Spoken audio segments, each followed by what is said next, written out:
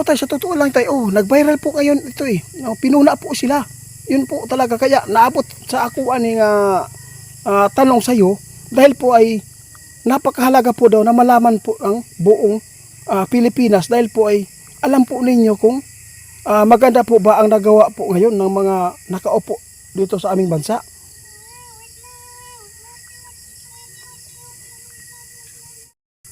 Samahan niyo po ako ngayon dito guys dahil po nandito po si tatay. Nais po natin iparating sa inyo sa lahat po ng nagtatanong sa atin, nagpaabot na kung tama po ba daw ang ginagawa po ng mga tao dito sa ating bansa. Tulad po ng pira ngayon na bagong labas, no? Bagong gawa na inalis po ang mga bayani po doon, no? Sa yung mga mukha nila doon sa pira. Kaya dito tayo kasi po napakahalaga din po yung nagpatanong sa atin. Kilala pong tao ito. Kung okay lang po ba daw na inalis po yung mga mukha po ng mga bayani po doon. Kaya mga kilala po sila na sila po talaga yung nalagay po doon sa pira, no? Kasi po nakakamiss po talaga pag tingnan po ninyo kasi may nabago po ngayon kasi meron po tayong nakuha ng mga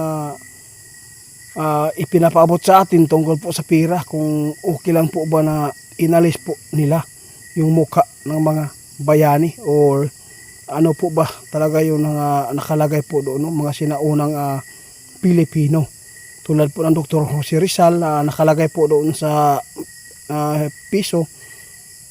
Kaya nandito tayo, subukan po natin na itanong kung ayos lang po ba yan.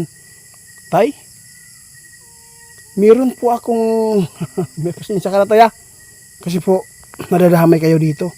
Tugunan lang po natin yung nagpatanong kasi okay lang po ba na inalis po yung mukha ng mga bayani po doon, yung mga hero doon sa pira. Kasi po mayroon po mga pira po ngayon na bagong labas lang, no? Yung mukha, wala po yung mga mukha nang nakalagay po noon. Inalis na po, ang pinalit po daw yung mga ibon. Ano po ang may paabot po niyo tay? Meron po ba kayong mapupuna dito kung okay lang po ba sa mga gumagawa ng pira na inalis po nila yung mukha ng mga bayani?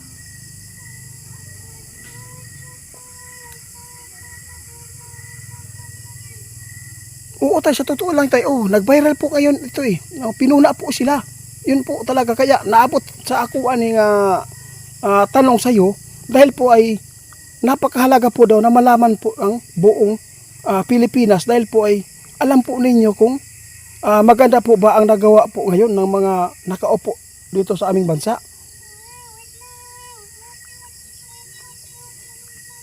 Kung pinuna man kayo, mga tao na nagpuna sa pira na bagong labas lang po, no? Yung pira ngayon na 500 at saka 1,000, no? Ang pinalit, inalis yung mukha ng tao.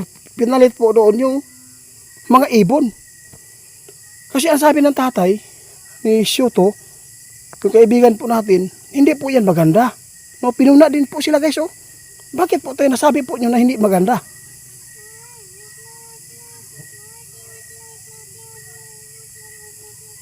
Dapat po daw talaga guys, kung ano man po ang nakalagay noon, no, na mga mukha ng mga bayani, at least po sa susunod po natin mga kaapu-apuhan, makikita pa nila at malalaman po nila kung ano po ang kanilang kung saan po talaga nakalagay po yung mga bayani, kung ano po ang mga halaga na pira.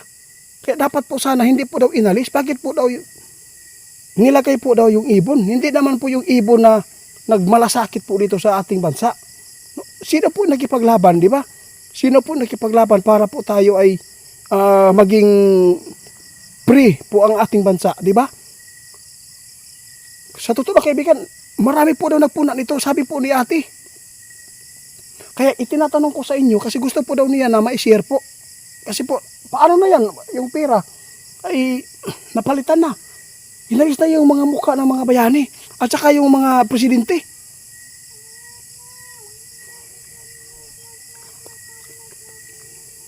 Sa totoo lang guys, hindi po maganda ang kanilang ginawa, no?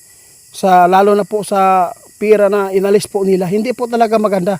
Dapat po sana ay kung maggawa po daw sila ng bago, dapat po hindi inalis yung mga mukha kung saan po nararapat po sila noon, no? Kasi matagal mga kanunuan pa natin ito eh. Kung saan po nakalagay si Dr. Jose Rizal doon po sa piso, di ba?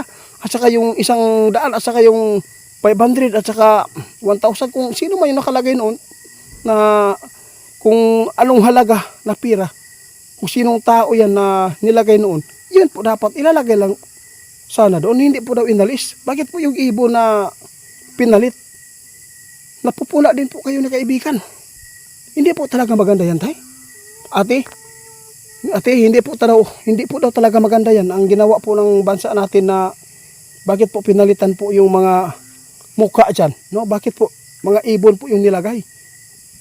Pati si kaibigan natin nagpuna na. Hindi po maganda kasi po sayang ba? Kasi yung mahawakan po ng mga anak, yung mga kaapuhan natin sa susunod na henerasyon ay makilala po nila kung saan po nakalagay po yung mga hero po natin dito sa ating bansa. Kung sino man po yung nakikipaglaban. At saka sino po yung mga sinaunang presidente. Na yun po ang hirap sa tao, no?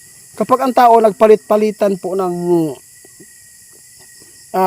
posisyon, kung sino man po yung makapalit po doon sa mga posisyon nila.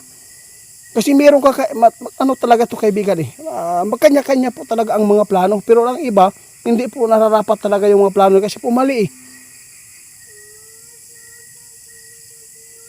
Alam po niyo guys kung bakit po na ipaabot ni tatay, kung bakit namuna po siya. Kasi po yung pira, no, yung nahawakan po natin, sa totoo lang guys, nababasa po natin kung alin po doon nakalagay po yung mga nagmamalasakit sa ating bansa.